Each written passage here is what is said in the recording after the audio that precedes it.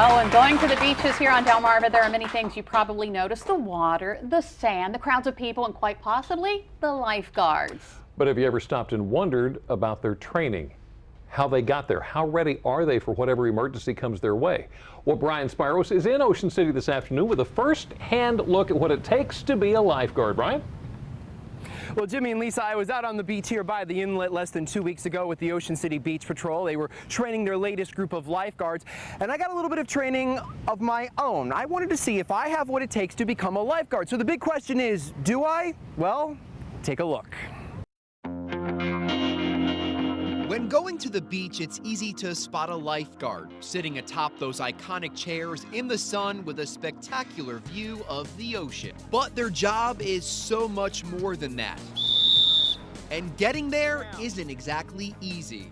It's physically challenging. It requires a great deal of integrity because you work very independently, and there's a ton of responsibility. Sergeant Jamie Falcon is with the Ocean City Beach Patrol, which trains dozens of men and women each year to keep a watchful eye over the beach, making sure everyone is safe. That's why Sergeant Falcon and others in the Beach Patrol look for people who they know can handle the job. I would say the very first thing is a level of commitment, because you have to show up for our test, you have to go through that rigorous day, and then you have to follow through with the physical working out over time. We have a lot of correspondence with our people through the winter.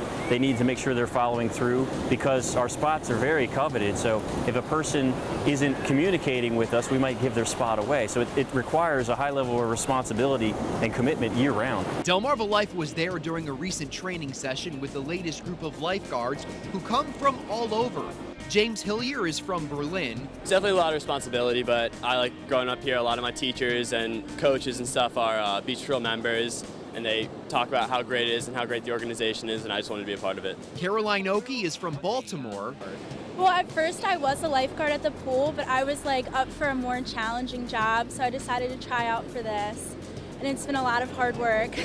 And then there's Sabrina Osiak from Romania. I'm excited because everything I do here, I push my limits up and I get more courage to do hard stuff and do them well.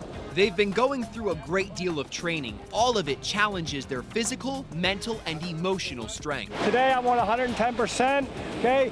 Now tomorrow is your test. There's of course the running,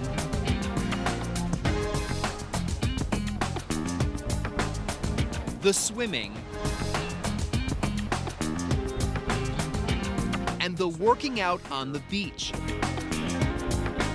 Then there are the drills that simulate a victim rescue. Much of this deals with learning semaphore, which is used to signal other lifeguards when there's an issue.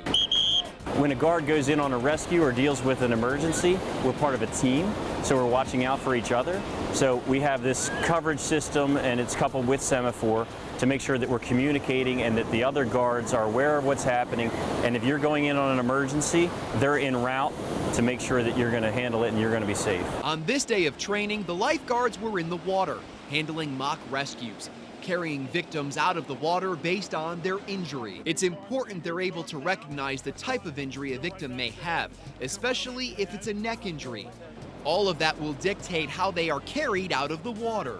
The training, it's really hard. They put you in the real situation that you should handle them, and you have to handle them in the real life. You have to be physically strong, mentally strong, and you have to be ready for any situation that comes up. It's definitely harder than I thought it would be.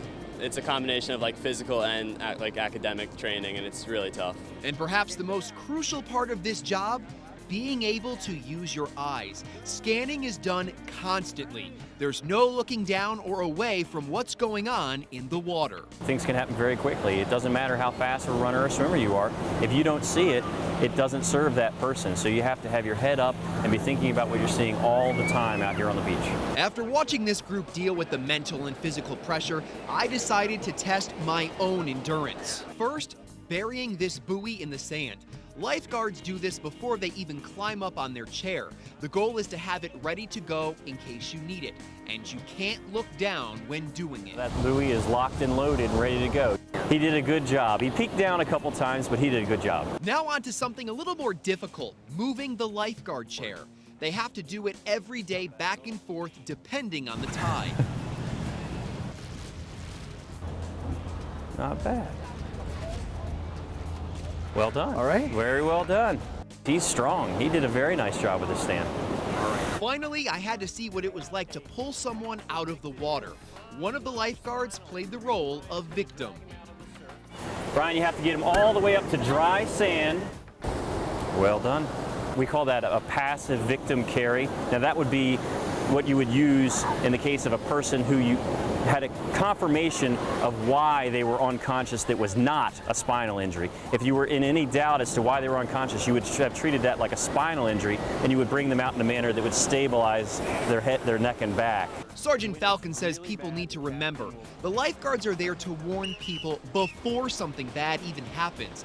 That's why it's so important to listen to them. We're on duty from 10 to 5:30, and these people are excellent at educating the public about what's out there. So hopefully when visitors come to Ocean City, they'll go meet their lifeguard and ask them about the conditions for the day. We're excellent at that. We're excellent at preventing, using our whistles to show people where rip currents are and how to get out of them. And we're excellent at going and getting people if they have any trouble. And while you don't anticipate trouble while enjoying a nice day at the beach, anything can happen. And it's nice to know that trained lifeguards are standing by, ready to run to the rescue.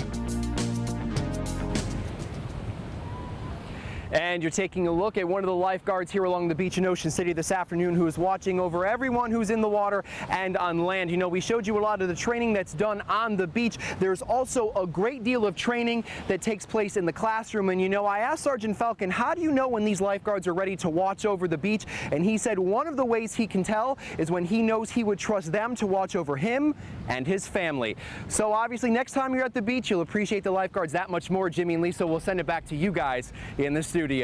Wow. I was pretty impressed with that, Brian. Very well done, yes. Yeah. Thank you. That was Thank awesome. you. Thank He you. is strong. Yeah, no kidding. And I'll tell you, I really do have an appreciation for these guys already. It was just last week that my goddaughter and her family were in North Carolina at the beach, and she is 5 and got caught in a rip current. Oh, no. So, yeah, you can't appreciate lifeguards too much. No, you can't.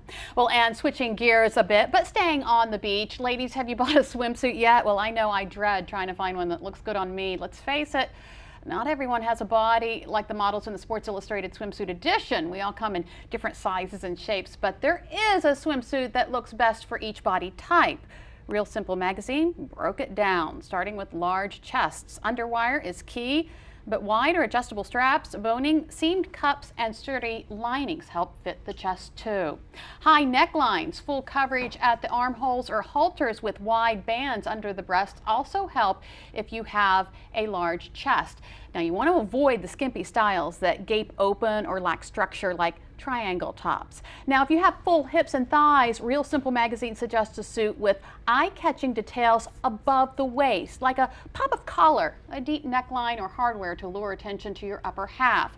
And if you have wide hips and thighs, you want to avoid boys' shorts, one pieces with cutouts, with bottoms, with embellishments.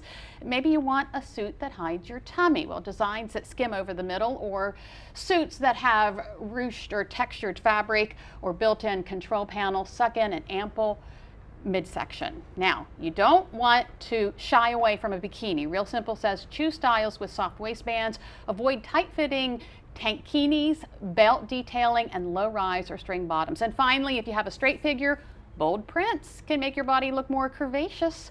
Real Simple magazine says bottoms with embellishments bring attention to the hips and create a waistline. What to avoid if you have a straight figure, designs that reinforce straight lines with vertical stripes, or harsh square necklines. Yeah, now also guys also come in many shapes and sizes. We want to look good too, right? Well, swimming.org put out a few suggestions. If you are tall and athletic, just about anything's going to do.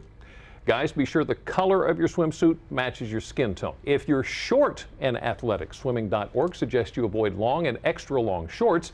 Maybe you're trying to cover a big tummy, like some of us.